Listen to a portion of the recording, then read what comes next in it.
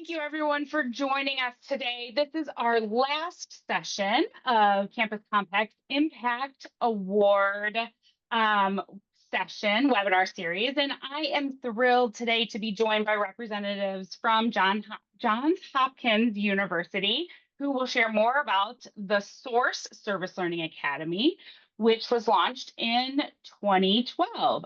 Johns Hopkins University was one of the recipients of this year's 2025 Excellence in Civic and Community Engagement Programming Award. And they were recognized at our annual conference, which was held in Atlanta this past March. I know for me, March feels like it was just yesterday, but also about 10 years ago.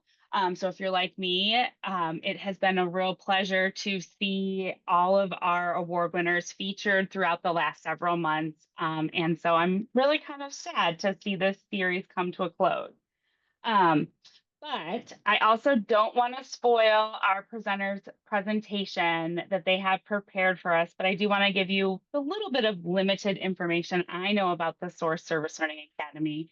And from my understanding, it is a one-year cohort-based programming that trains health professionals, both faculty and community leaders in critical service learning pedagogy so that they can really develop these transformational partnerships and courses, which I am super interested in.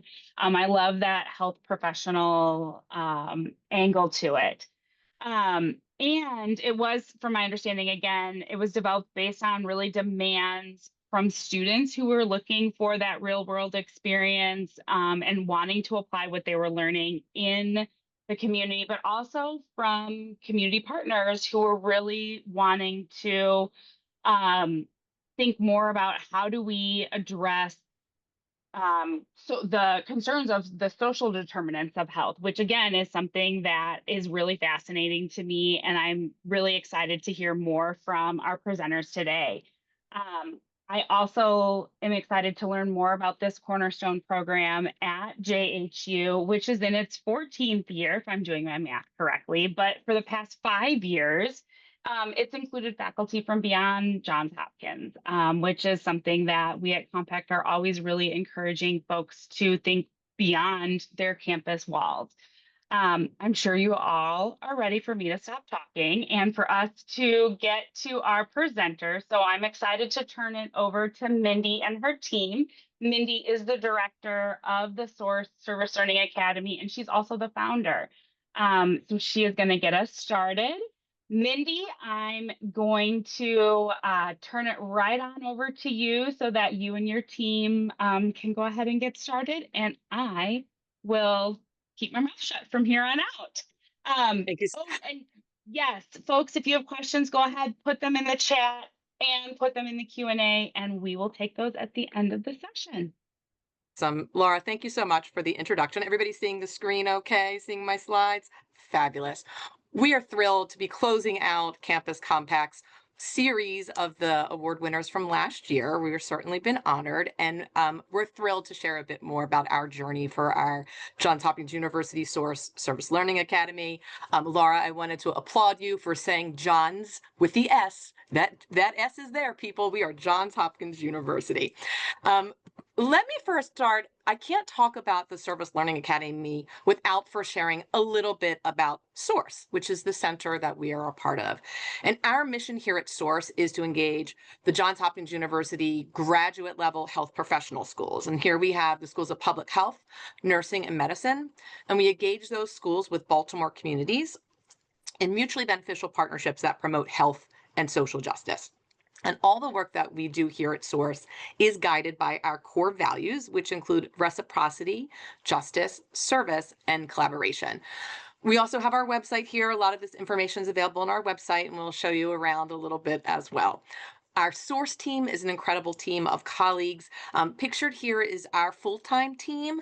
Starting from the top right and going clockwise, we've got Ashley Good, Tyler Dareth, who you'll meet today, Azat Shahade, Lydia Hickey, myself, Mindy Levin. You'll be meeting Janae Johnson momentarily, and our colleague, Thomasina Watts. Our team also consists of members of our governing board that has deans, faculty, and staff from all 3 schools, as well as students from all 3 schools. We have a community council. We hire about 10 grad students per year to be program assistants in our office and teaching assistants. So really, we're the core team, but our team does include a lot of other wonderful individuals. And one of the things that I like to highlight, Johns Hopkins University, we're in Baltimore, Maryland, and our center is really focused on partnering with community-based organizations here in Baltimore City. And we actually partner with over 100 nonprofits in Baltimore. And on our website, we have an entire directory and a map of where all the organizations are located and the categories they fall in. And the field of public health is very broad. So we have a lot of different categories. So depending on if there is a particular health topic or particular populations, we have a lot of organizations that we have the privilege of partnering with. Now, our Source Service Learning Academy, as Laura mentioned, has been around now.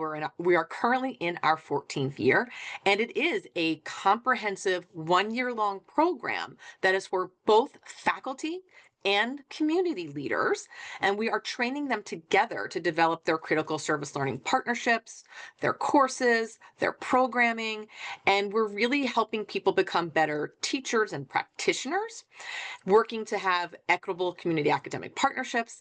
And there's a lot that we do in terms of having some real intentional dialogue around justice, redefining the purpose of science, health, and education in our world and in our communities. So it's a really immersive experience for everybody that's involved. I will be introducing you today to several members of our Service Learning Academy leadership team. We're not all here, but a couple of us are here. So I'm speaking with you now. Tyler and Janae will be introduced shortly. And you'll also hear today from Kelly Bauer and Sierra Huff. Kelly is one of our senior faculty fellows, and Sierra is one of our senior community fellows. We have a couple other senior faculty fellows and senior community fellows that serve on our team. All of those senior fellows are people who have previously been through the program as members of the cohort, who now are on our leadership team and help us to do all kinds of things to implement the program, review and select our applicants, and support folks throughout their learning experience. So it's a really fabulous team that we get the honor of working with. I want to share just a little bit about the Service Learning Academy overall. As mentioned, we are in our 14th year, and in those years, we have now trained over 100 faculty fellows and over 40 community fellows. Here at Johns Hopkins, our Service Learning Academy has helped us to introduce over 40 new service learning courses that have been offered, hundreds of service learning projects, over 4,000 students just here at Johns Hopkins. And as Laura mentioned, we did expand to a national audience back in 2021. So previously, it was just taking faculty members from our Johns Hopkins University health professional schools. And now we have faculty members that have been joining us from across the country. We've listed a couple of the other colleges and universities that have been participating in the program. I think at this point, it's over 20 different colleges and universities in the last few years. You're going to hear a lot more from our team today. And one of the things that we're really excited to share with you about is that we are really grounded in research, and we have been recognized and run some awards like the Campus Compact Award. We'll highlight a few of our peer-reviewed journals that talk specifically about the Service Learning Academy. And it's just an honor to continue to build this community of practice that's really invested in critical service learning. I'm going to turn it over to my awesome colleague, Janae Johnson, and Janae is going to talk a little bit more about the Academy components. Thanks, Mindy. Hi, everyone. My name is Janae Johnson, pronouns she, her, hers, and I serve as the Assistant Director for Academic Service Learning here at Source.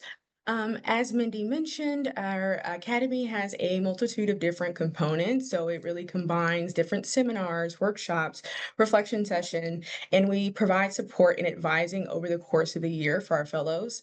Our fellows also participate in both faculty and community-led sessions. We have different topics that we may cover, like critical reflection, justice-based pedagogy, and even course design. Every fellow is also paired with a mentor for the year. So so with that mentor, we work with them on a regular basis, helping with implementation of critical service learning as well as course redesign, and really grounding courses in equity and community engagement. Overall, the Service Learning Academy really represents how in Source we are bringing together not just students, but faculty and the community leaders to really move beyond the traditional service learning model and towards more of a true authentic partnership and shared learning experience. And so we really pride ourselves on building sustainability within relationships, centering justice and community within our work. And I want to make sure that I pause, as I know Tyler will jump on in and answer a couple of more things and talk about a couple more things about the Academy.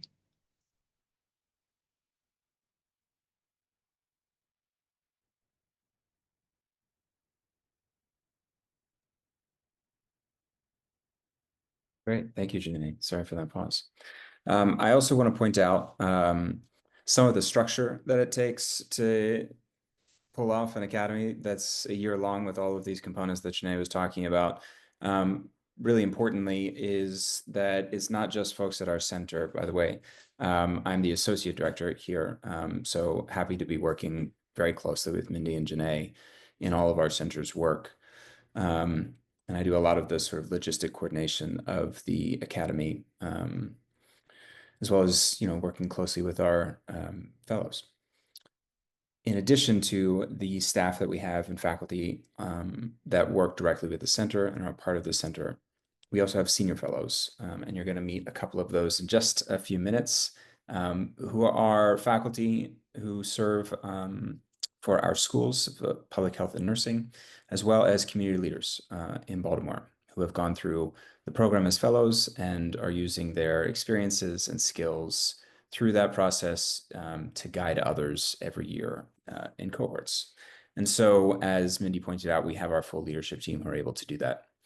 In addition, we also have a bunch of materials that we offer fellows and help them develop over time. We have a pretty hefty service learning manual that has some activities that fellows move through, but also a lot of materials on the development of critical reflection as a model and a pedagogical approach, but also as sort of curricular activities. We've got partnership models and ways of building those effectively before the course starts. And then we have a lot of curriculum and pedagogical supports for being able to actually design those syllabi and courses themselves for faculty. All of that is used to develop work plans that our faculty design over the summer after that 2-day seminar, intensive seminar that Janae was mentioning. As they spend those couple of months building out the work plan, what we do for the rest of the year is to try and complete it together. And that's where the mentorship comes in, as well as the webinars where we get to maintain a cohesive cohort. Obviously, you design something that you're going to launch maybe a year plus, and things change. And that's why we have frequent touch points over the year. Is we have an initial work plan with folks, but a lot of that changes as we get into it, which is, as I'm sure many of you know, kind of standard for community engagement practices. When you're dealing with a lot of people who have a lot of good ideas, you change from the start.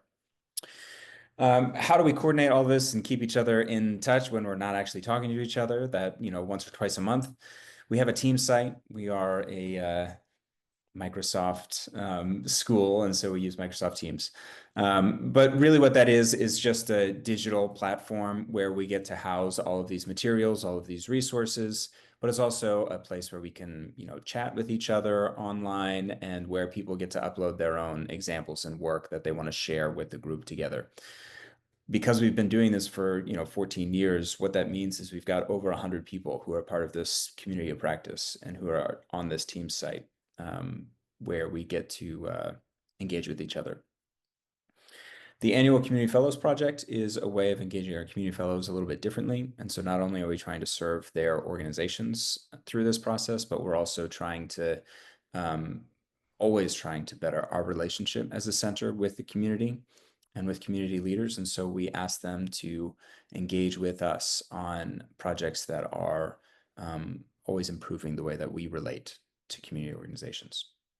And I've already mentioned the community practice. It's just a way of having all of these people be able to stay in touch.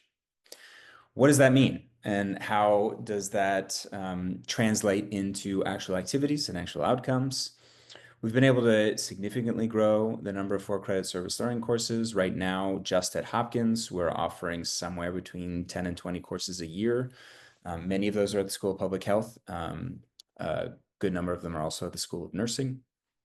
We do some other co-curricular work in the School of Medicine because they have a very rigid curriculum. But that also means that we've been able to expand the approach that we take to critical service learning to other schools. And so we have, now 20 plus universities and colleges across the country that are also offering service learning courses. For those of you who are at centers and are trying to figure out how to turn your practice work and your support work for courses into something that you can communicate in other places, we also have IRB approved data repository, and we're happy to talk a little bit about that if anyone is interested. But we have a number of surveys that we offer to students who take courses, to faculty and fellows who move through our program, and to community preceptors or the partners who engage with the courses as well. And we've been able to collect that data for, 12, 13 years, and can take a look at that to understand long-term trends, as well as, even in this sort of post-COVID space that we're in, how things have changed since then. And so we're excited to be currently diving even further into that and hope to offer some insights about service learning very soon. Like I said, we have these course evaluations. We turn those into sort of these expanded surveys so that we can collect data on those things, but we also give that de-identified data back to the faculty so that they can adjust their courses. We do the same for community partners when it's relevant so that they can understand their relationship with the students. Our school has just started offering official service learning course designations. And so it's something that's important for our faculty, especially because it does take significant time and work to be able to offer these kinds of courses. And so as they're thinking about their own career trajectories and their own promotion packets, it's nice to be able to award and honor the work that they've put into these courses with these designations. It's also helpful for students to identify which courses they'll be able to actually engage directly with community partners. Scholarship and advocacy efforts are something that we do as a center, and we'll talk about that in a bit.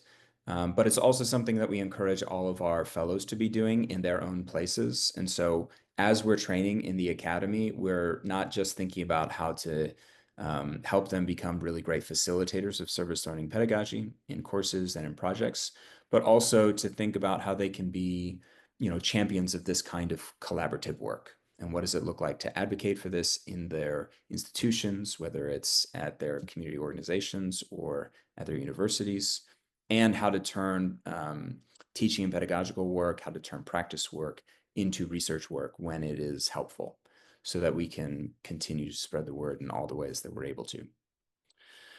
Finally, in this sort of enhanced collaborative capacity and ethical engagement, one of the things that we really lean into for the Academy is that if we're doing service learning work, we're doing obviously collaborative work, but also ethical work. We're doing justice work.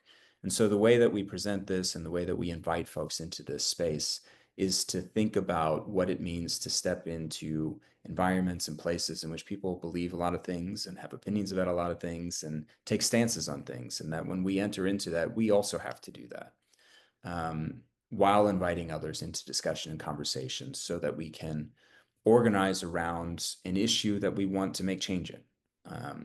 That's really what service learning, the way that we talk about it, is engaging in, is what are the issues around us that we want to work on together, and how do we do that using the expertise of community, using the expertise of our faculty and students to be able to build something bigger than any one of us. Just give you a little bit of a picture of all of the wonderful people who have been through the program over the years. We love to take a cohort photo every year. And you can see we even committed to it during our COVID years when we couldn't be in the same room together. But here's all the folks that we've been able to be friends with. All right, I do want to take a minute because My colleagues have done a great job of outlining what the Academy is and what the center is and the work that we do. I want to talk a little bit, one, about the sort of underlying concepts and theories that motivate the work that we're doing, and then answer maybe some questions of how do we pull off something that's so institutionalized, because I know that that's really difficult to pull off in university settings sometimes. And then I'm going to pass it to other folks to really talk about the impacts of this kind of work and why it's so valuable. So I want to rest here for a second. I'm sure many of you know critical service learning, and you'll see this Dr. Sunita Mitchell's quote here about what critical service learning is. I just want to take a second because I know that there's plenty of interpretations of critical service learning and how it unfolds, to explain how we think about it and talk about it with our fellows and with our partners.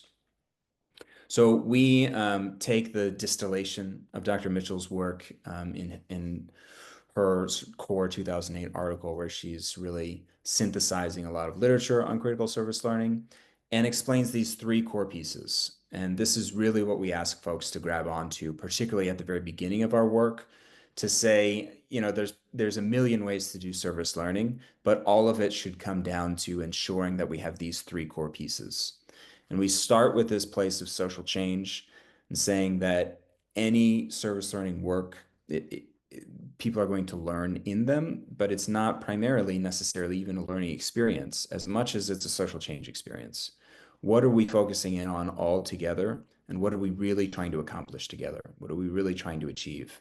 It's an understanding that there's something that we want to make change with about our world presently, thinking about where we're headed in the future. Now, the question is, how do we really pull that off? How do we accomplish that equitably with practices in justice, ensuring that everyone has a seat at the table? These are the next two pieces. First, building authentic relationships, getting to know each other. So that means faculty and students getting to know each other, but also community partners and students, community partners and faculty, building really strong relationships. And so a lot of the work that we do in helping faculty and community leaders build out projects and build out syllabi is, where is the space in which you are actually getting to know the people that you're working with and not just the project that you're engaging in. This is not something that's beside the point. You cannot get to effective collaborative social change without knowing the people you're working with. And then third, the redistribution of power is creating the flat spaces.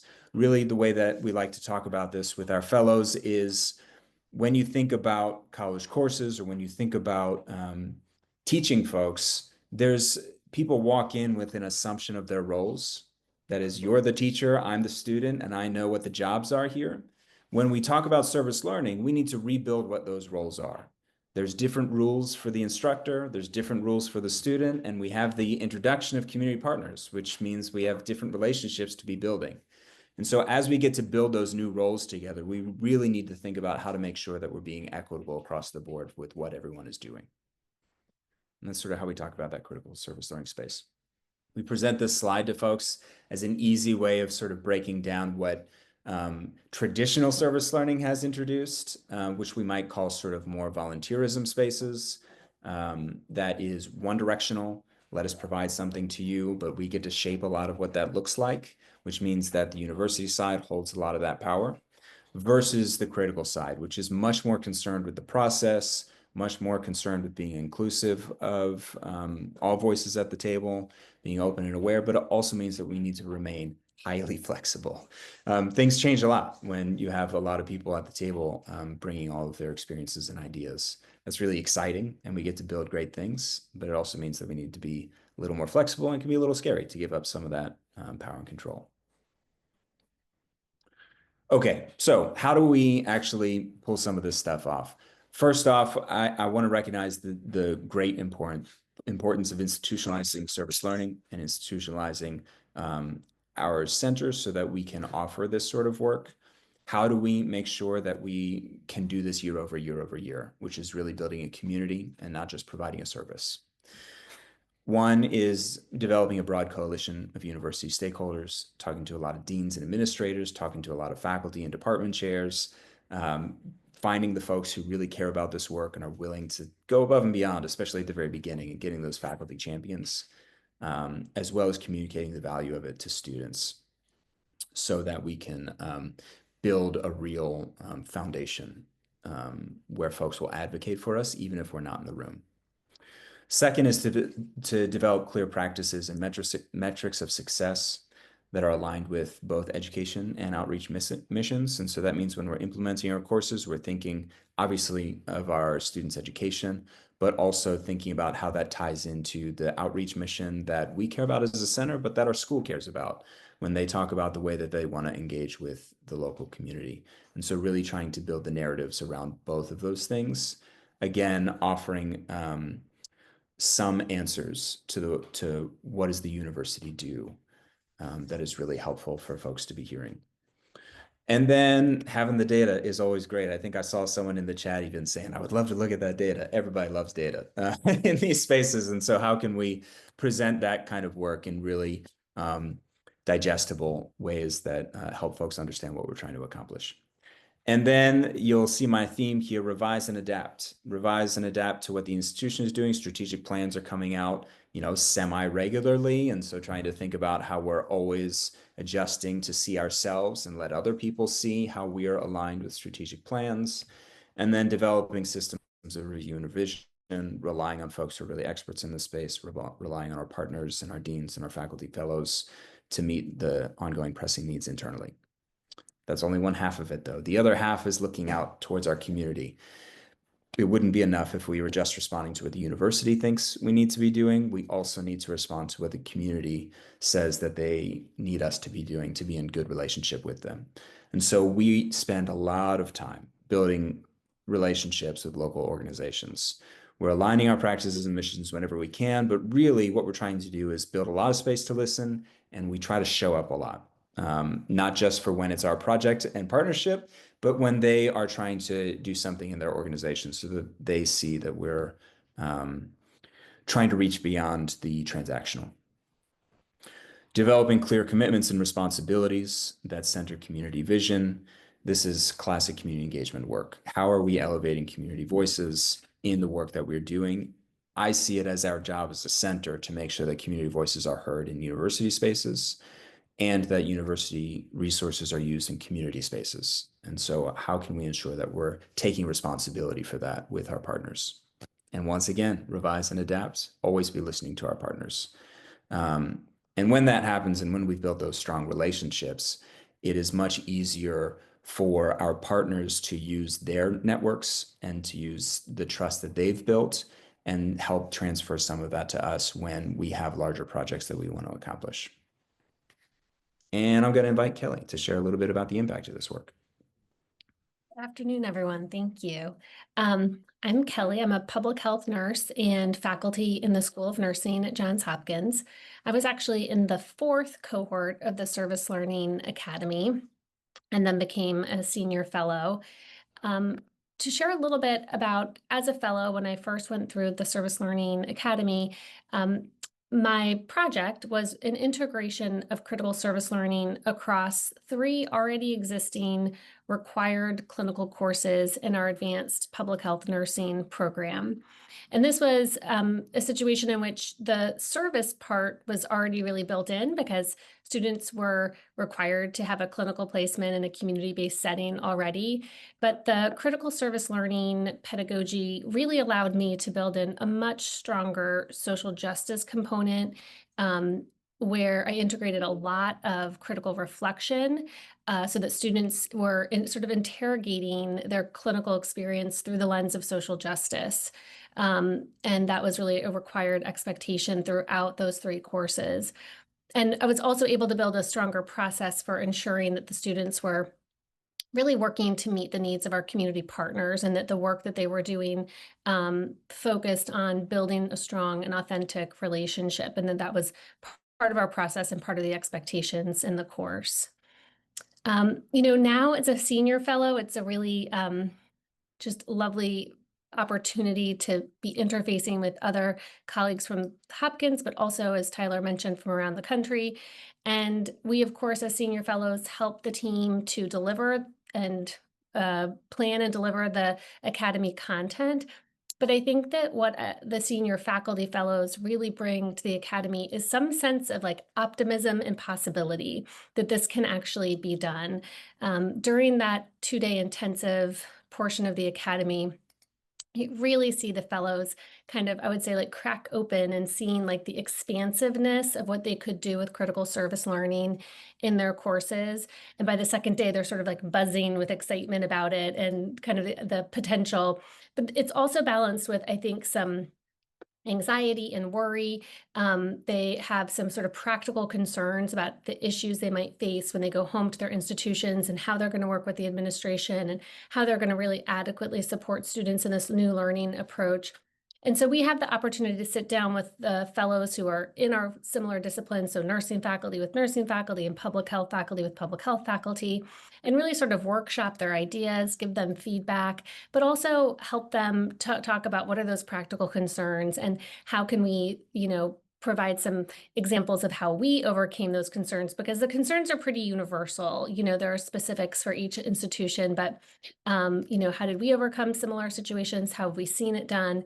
And so I think that sense of like possibility, they leave with a strong sense of possibility. And then, we work with them throughout the year, which is just so exciting to see these projects come to fruition where they really have a critical service learning course at the end of it all.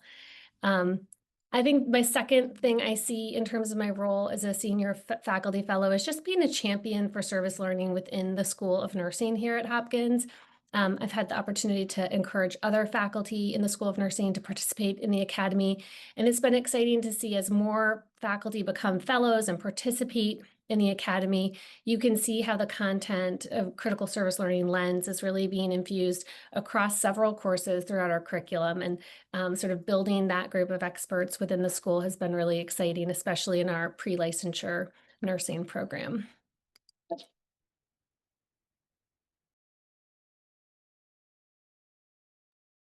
And next I'll invite Sierra Huff, who's a senior community fellow. Thanks, Tyler. Hi, everyone. My name is Sierra Huff, and I was a 2024 Community Fellow, and as Tyler mentioned, currently a Senior Community Fellow. I am currently the Executive Director for Court-Appointed Special Advocates for Children of Baltimore. We do court advocacy and mentoring for children in foster care. I want to talk a little bit about what it's been like for me to serve as a Senior Community Fellow and as a service learning project preceptor, and specifically why this partnership has been so meaningful for both CASA and myself personally. CASA Baltimore is a small but mighty nonprofit. We don't always have the staff or resources we like, but our mission is powerful, which is to mentor and advocate mentor and provide court advocacy for children in foster care in Baltimore City, by making sure that every child's voice in foster care is heard in the court and in the community. As many nonprofits, one of our challenges has always been capacity, ensuring that we have enough tools, resources, and systems in place to support both our staff and our volunteers who do all of the work that we do. And because child welfare is so complex, our volunteers are required to complete 12 hours of in-service training each year, to stay current on the child welfare trends and understand how to better and be an effective advocate. We consider this essential to make sure that the advocates are effective for children throughout the duration of the case. JHU students have absolutely left a mark on CASA in many ways, through many projects, but one of my favorites is a long-lasting project, which is a on-demand training hub that lives on our website. The students have researched relevant topics, and also brought their own knowledge from their coursework to help develop this training hub. They've created pre-recorded trainings that now give our volunteers the flexibility and accessibility to have options for professional growth throughout the time they're assigned to a case. Some examples of the training topics include understanding adverse childhood experiences and the associated data, emotional development, and navigating the educational system for children in foster care. This particular project that I'm speaking of doesn't just meet a short-term need but it also helps CASA overcome the capacity limitations and ensures our volunteers can continue to grow and advocate in the ever-changing and challenging foster care system. Additionally, serving as a senior community fellow, it gives me the unique opportunity to also connect with professors and see how their course objectives may align with CASA's real life challenges. It helps me to also guide the students and learn from them, which is my absolute favorite part. I always joke with them when they come to our office that I realize that I'm getting old when the students come and teach me so much. And it creates a true two-way exchange that I absolutely value. And the true power behind Source and the students that are in the Service Learning Academy is the ability to help organizations like CASA build that capacity to better serve the community that we serve, and serve also the volunteers that help us do the work, but it also invests in the next generation of leaders. There have been very impressive students who have been able to leave their mark on CASA, and I can confidently say that when I speak with other community fellows, I remind them of all that Source provides, all that Source has contributed to CASA. And it's not just about getting the support or having a project completed, but really building and maintaining a lasting relationship between Hopkins, the students, the faculty, and the Source network. So it's always been a win-win and meaningful capacity building relationship for us. I'm grateful for every project that Source has provided, and how it has strengthened organizations like CASA to be able to better serve the community. Thanks, Sierra, and thanks, Kelly, for both of you sharing your perspectives of being senior faculty and community fellows and such critical members of our team. A few other things that I'll share here, just as an FYI. This is a part of the letter from our nomination for the award that reads, "The Service Learning Academy stands alone in its scope, sustainability, and scale as a community engagement development program for faculty and community leaders in the health professions. As Assistant Dean of Community Engaged Research at the Johns Hopkins Bloomberg School of Public Health, I can attest to the wide-ranging impact for our faculty, students, and surrounding communities." She later shares, "I've seen and felt the success of the Service Learning Academy firsthand. As a member of the inaugural cohort of faculty fellows, I have benefited from the Academy's training, support, and growing network of faculty and community leaders. I have found success in my own teaching and community partnerships in no small part because of the knowledge and relationships from the Academy. The Academy stands as an exemplar of how universities can institutionalize effective and justice-oriented community engagement that builds long-term community relationships. This is a program well deserving of recognition for its ongoing impact to our university, our city, and the field of civic and community engagement." And that was a nomination letter from Dr. Vanya Jones, again, inaugural cohort member and also a member of our dean at our Bloomberg School of Public Health. So, it's lovely reading when people have high praise to share about you. So had to share a little bit more. I am going to skip this video. We realized that we couldn't get the sound working with the, we're not the Zoom hosts, so we couldn't make it work, but we can certainly share. There was a little bit of comments from other faculty members and community partners from across the country that have participated. Here, I'm just briefly sharing a few of the articles that have been published about the Service Learning Academy. The first one here talks a bit more about our community partners' experience being a part of the Service Learning Academy. The next one talks a bit more about the faculty development and their cognitive and social emotional development going through this program. And another article here, again, there's others to share, just wanted to highlight a few, talks a bit more about how we are really preparing public health professionals to address social injustices through critical service learning. Just as Laura shared at the beginning, we very much focus on the social determinants of health and social justice, and we're happy to share how we've done that thus far in collaboration with all these great folks. The last thing here that we'll share before we will take down the slides and start to do the Q&A session, as you've heard, we've had 14 cohorts so far. And one of the things that we always say to our cohorts is once a fellow, always a fellow. So every year we do have close relationships with the new cohort that we're supporting, but all fellows are invited back every other month to participate in our monthly webinars, to our team site. We bring them in to have conversations. They're sharing their expertise and the lessons that they've learned. And so we're every year recruiting a cohort of about 12 to 15 fellows each year. Our timing is the same every year. It's like we open up our applications December 1st and people have until March 1st to apply. We do our best to quickly turn it around and let people know, because we start that 2-day summer kickoff seminar in early June. And if people are interested in learning more, we do have an interest form that you can just scan that QR code if you're interested in learning more about this. Again, we've been really thrilled to offer the program to support faculty and community partners across the country who are particularly focused on the health professions. So I'm going to stop sharing. And I think, Laura, you're going to help us out here with seeing what kind of questions we can answer for folks about the program.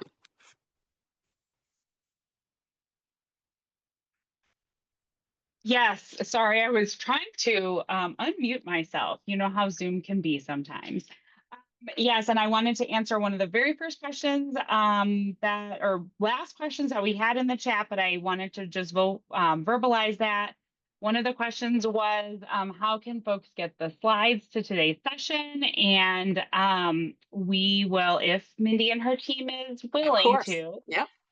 we will share those in some post session communication that will go out either at the very end of this week or the very beginning of next week. And so anybody who has registered for the session will receive the recording from today's session, as well as any materials that Mindy and her team is willing to share. I would love to flag that. Definitely would love to see those articles. So glad that we'll have the slides so that people can go and look at the articles. And I think you might have some folks that might be scanning that QR code and submitting applications for your fellows program. And as someone that ran a fellows program in the state of Indiana for several years, I know what it's like to do that quick turnaround on those applications. So I applaud you all for a quick turnaround time. I wanted to remind folks, you can go ahead and put questions either in the Q&A feature or in the chat, directly in the chat. We are also open to, if anybody wants to actually ask their question live and in person, you can use the raised hand feature and we can go ahead and allow you the ability to talk and ask your questions right to the panelists as well. I'm going to go ahead and get us started with a couple of questions that I wrote down and some that are already in the chat. We also did have some folks that would love to see your data. And I would also love to see that. One person asked, they would love to hear you talk about how you get folks to engage in between those sessions. And I know that can especially be difficult, especially as people's lives are super busy. So if you have any tips for how you are keeping people engaged between each of those sessions. Awesome. I'm happy to kick it off, but I also want my colleagues to chime in here. So as Janae was sharing at the beginning about some of the components, one of the things that we do is amongst our source leadership team is that we have one-on-one mentors. So, you know, if I'm someone's mentor, we're basically meeting at least on a monthly basis and guiding the conversation. We're meeting everybody where they're at in terms of next steps. And really, when we're working one-on-one with folks, we'll try to figure out before the next meeting, what's the goal to the next meeting? Let's plan that. What kind of check-ins do we need to do?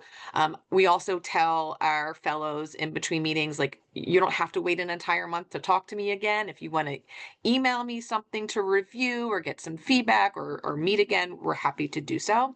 But it is this two-way street, right? Like, the faculty and community fellows are invested in this program and are excited to spend the year doing the program with us, but they're going to get out of it what they put into it.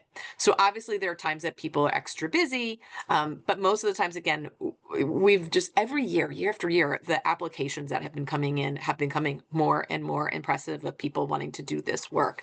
So we've just found, like, working, developing those one-on-one relationships and supporting people as to, like, next steps, and I think the other piece is that when it's a faculty member, they're either developing a brand new service learning course or they're integrating service learning into an existing course, is that you're not doing it all at once.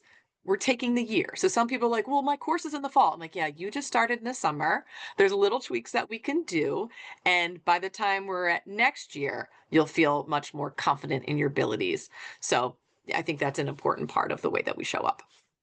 Yeah, I 100% agree with that last bit. I remember when I would meet with faculty members when I was on a campus, they would come to me and ask the same thing. And I said, you know what? We take it one step at a time. You start off with one assignment, you start off with one small project, and you build up over time. So I love that advice. And that's still something as one of my go-to pieces of advice for folks now. Anybody else want to chime in on that from your team?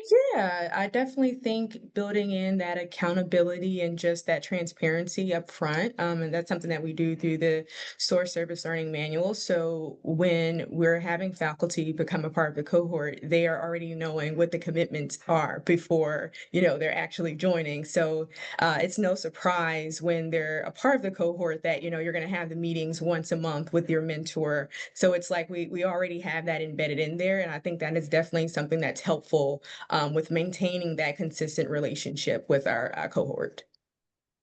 I love that you brought up the manual because that kind of leads me right into my next question that I see in the chat. We have one of our attendees ask, is the manual the same thing that they're seeing on the website as the toolkit, or is that something completely different? And if it is something different, is it something that people can see and access? And I think that is something that people are really interested in seeing, like, what is your manual? They are two different things. We do have a very simple toolkit that's been on our website, but our Source Service Learning Academy manual is much more in depth. We haven't shared it publicly. It's just been something that we've used for participants because the 2 days that we're together to kick off the year-long program, we are scratching the surface on a lot of the content that we dig deeper in throughout the year and have a lot of reference materials. Our work plan that faculty and community fellows work on are a part of that.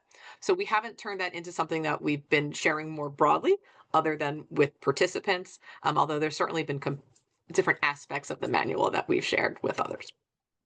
Well, I think that is Mindy's way of saying you need to apply for the academy to see that manual.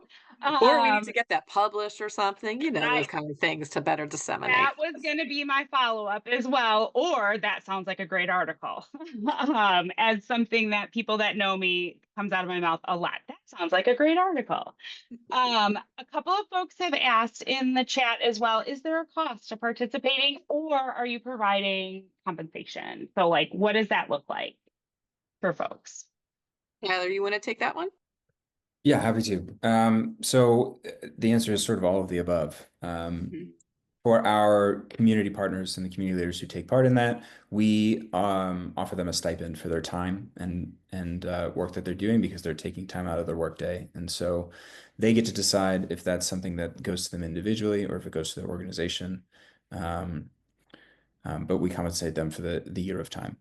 For faculty, it's the reverse. It's a tuition model. And so for folks who are at Hopkins, there is tuition remission because professional development, essentially.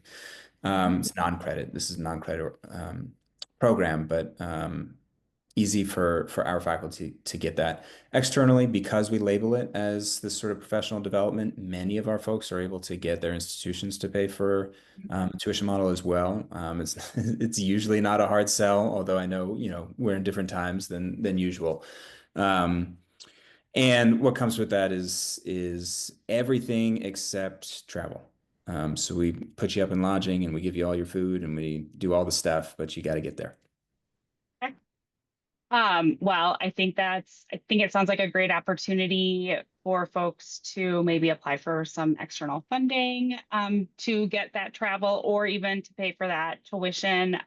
So think creatively outside of the box to cover that. But I think it does sound like a really great opportunity from a professional development standpoint.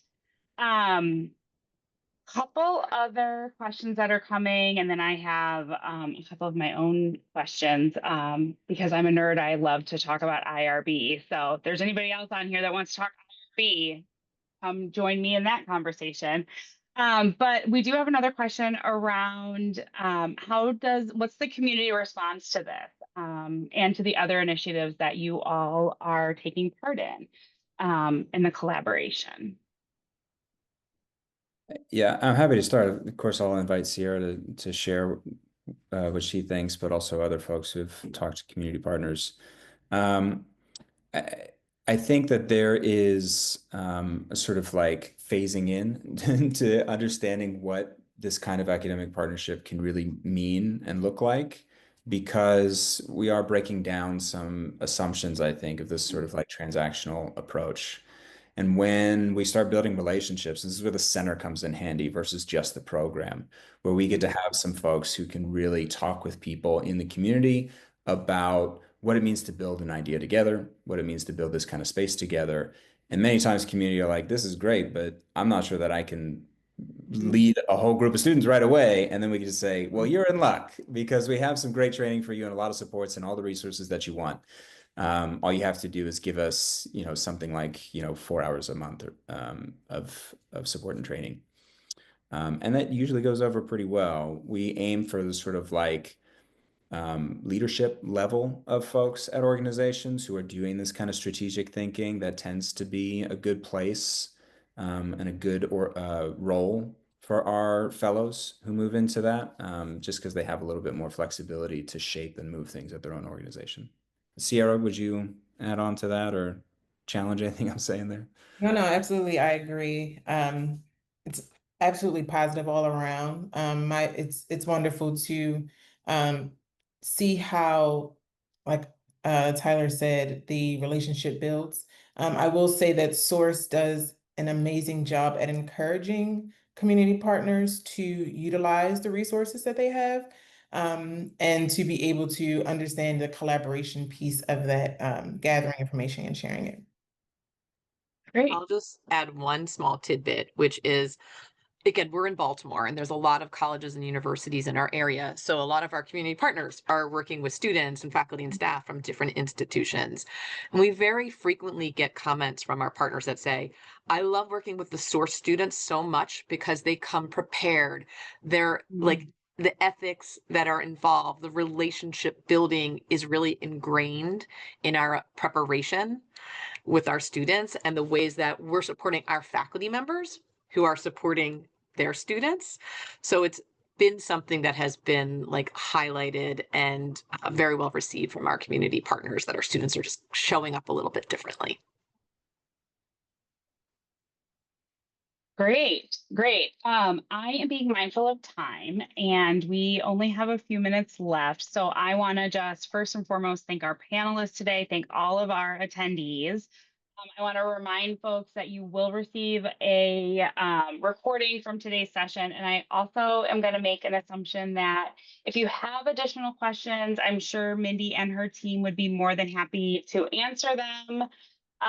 So watch for that email. If there's something that you really would love to see from the team in a follow-up email, or any resources, please drop that in the chat now and we'll work with the team to see if we can get some of those things added to that follow-up email. I want to remind you, this is our last Impact Award session for this series, but if you want to see yourself or your folks from your campus featured in next year's series, there is still time to submit applications for this year's Impact Award through October 31st. I will drop the link in the chat, and I hope to see everyone in March in Chicago for Compact 26. And don't forget to check out all of our virtual and in-person events at compact.org/events. Thanks for joining us. And again, thank you to Mindy, Tyler, Sierra, Kelly, and Janae for sharing all about Source today. Have a great rest of your Wednesday, everyone. Thanks for having us.